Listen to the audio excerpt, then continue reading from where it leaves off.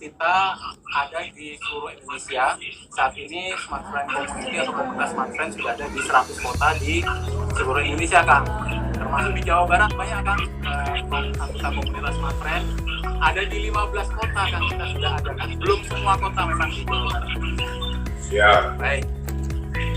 Atur nuhun, Kang. Sudah bersedia sore hari ini kita bisa sharing-sharing ya, Kang. Kang Emil di tengah kesibukannya. Kang, by the way, ini Kang yang biasanya weekend Kang Emil jalan-jalan naik motor ya, royal ya. Iya, Kang. Iya, soalnya kalau dulu waktu wali kota, sukanya kan naik sepeda karena jaraknya dekat lah ya. Tapi kalau udah provinsi, ya belusukannya pilihannya dua, naik mobil atau naik motor. Tapi kalau naik mobil itu agak kurang fleksibel karena nggak bisa berhenti mendadak, nggak bisa langsung belok-belok. Kan kalau naik motor itu kayak tukang ojek lah ya, jadi bisa kayak tadi tiba-tiba masuk ke kebun, masuk ke kampung kan gitu kan. Nanti di kampung, kayak tadi saya lagi naik motor ketemu desa yang punya SD di bukit paling indah di Ciwidey. Ternyata saya cek kosong karena nggak boleh tatap muka kan, padahal zonanya hijau. Terus kita wawancara, saya kasih bantuan dan lain-lain. Jadi kadang-kadang masalah-masalah di lapangan itu ketahuannya ya kalau kita datang langsung. Makanya kalau jadi pemimpin jangan semua percaya laporan bawahan, selalu harus punya mata telinga langsung. Makanya saya punya media sosial, karena media sosial itu dipakai untuk merekam. Kan warga ini curhat ya di media sosial. Kan ribuan nggak bisa semua saya balas, tapi sebenarnya mayoritas saya baca, kemudian saya screenshot, kemudian saya kirim, ini jalan tolong ini ada anak kekurangan biaya, ini ada sebagainya. Itu sering sekali, itu rutinitas setiap hari. Nah itu yang saya sebut belusukan virtual. Kalau belusukan fisikal, ya tadi karena jarak jauh saya naik motor, istirahat di warung, ngobrol sama warga, mengisi bantuan dan sebagainya. Nah dua cara memahami curhatan warga itu adalah keseharian saya sebagai gubernur, dan memang kendaraan motor paling pas ya untuk menjelajahi. Ada jalan aspal mulus, ada jalan bukit lain. Itu memang hobi, Kang, naik motor kan dari sejak muda dulu. Dari SMP, SMA lah ya.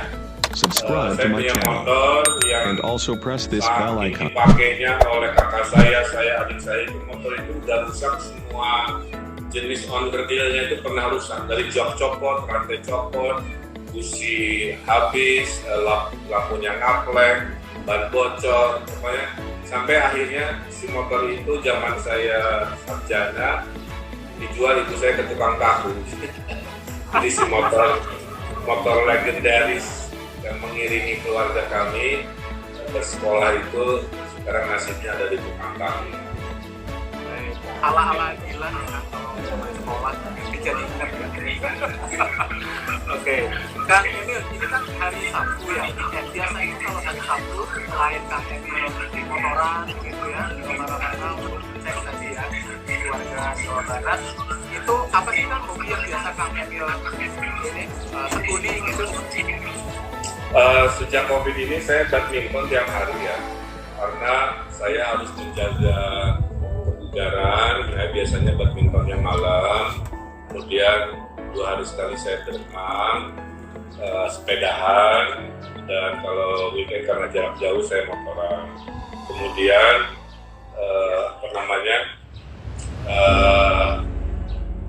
saya kalau ngecek medsos itu kalau lagi jeda antara agenda ya. Dan sekarang juga ada media sosial Clubhouse ya, sehingga bisa diskusi lebih mendalam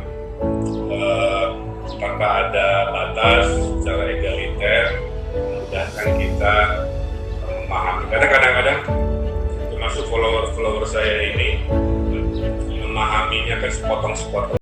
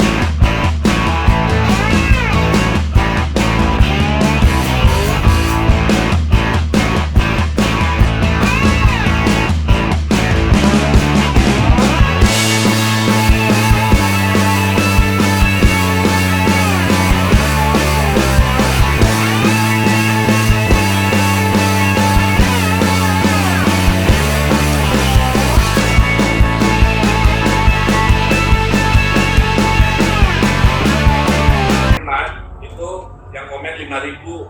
Jadi artinya teknik komunikasi publik saya memang mayoritas disesuaikan dengan audiensnya.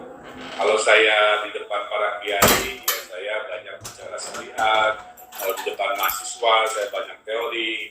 Kalau dengan masyarakat umum, bahasa saya bahasa jalanan. Jadi bagi pemimpin, ibaratnya punya vocab bahasa ya yang saya pergunakan sesuai kepentingannya.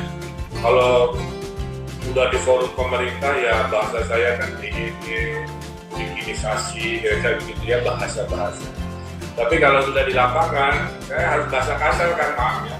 Kalau udah masuk ke kampung ya memang gaya bahasanya street talking, jadi uang air gitu kalau orang Sunda. Saya kira itu pentingnya public speaking bagi pemimpin. Nah, saya ingat itu satu konten dari Kang Emil ya. Kang Emil bilang begini, kebutuhan dasar manusia kalau dulu dianggap makan papan, betul kan ya? Kalau sekarang menurunkan kuota dan agama, betul kan? Saya masih ingat cakapan itu di mana tapi saya dan itu ternyata masuk ya ke anak-anak generasi milenial juga ya kan? Itu ya. Kalau dulu kan itu ada semboyan godaan itu harta tahta wanita. Sekarang harta tahtaannya hanya Geraldine. Oke, wah seru banget ya sahabat-sahabat ya kalau ngobrol sama gubernur kita ini Kang Emil. Saya boleh minum nggak? Boleh ya? Oh, mangga tuh Kang. Santuy aja kan kita sambil suasana. Satu jam setengah belum minum. Mangga Kang. Baik, sahabat-sahabat sekalian, ya kita sore hari ini ngobrol santai dengan Kang Emil ya. Topik kita, topik yang kayaknya kalau dibaca rada serius gitu ya. Tapi sebenarnya kita bisa kemas ini juga dalam suasana pembicaraan diskusi yang santai, yaitu leadership in turbulent time. Kang Emil, punten Kang, ini kan kita lagi masa turbulent ya, masa pandemi itu ya kan, krisis ya, dengan COVID-19, banyaknya bencana di berbagai tempat, banjir, longsor dan segala macam. Hey there. Nah, Subscribe to my channel and also press this bell icon. Belajar dari Kang Emil, sebenarnya bagaimana Kang Emil menghadapi masa-masa krisis ini dalam posisi Kang Emil sebagai gubernur? Ya, yang pertama kepemimpinan yang terbaik itu kan dengan keteladanan. Jadi nggak usah banyak bicara, nggak usah banyak teori-teori, tapi perilaku kita sehari-hari, keputusan-keputusan kita, gestur kita, karya-karya kita itu mewakili siapa kita. Karena kepemimpinan yang terbaik adalah kepemimpinan dengan keteladanan. Nah, menjadi teladan itu tidak mudah karena orang mempersepsikan pemimpin itu seolah-olah harus perfect gitu, tidak boleh punya salah. Padahal kan saya manusia juga ya, ada marah, ada capek, ada kesel, ada kadang-kadang ya maaf kalau ada yang cantik-cantik juga, nah, kadang-kadang gitu ya. Ini masih manusiawi. Manusiawi ya. Nah, tapi persepsi masyarakat tidak begitu.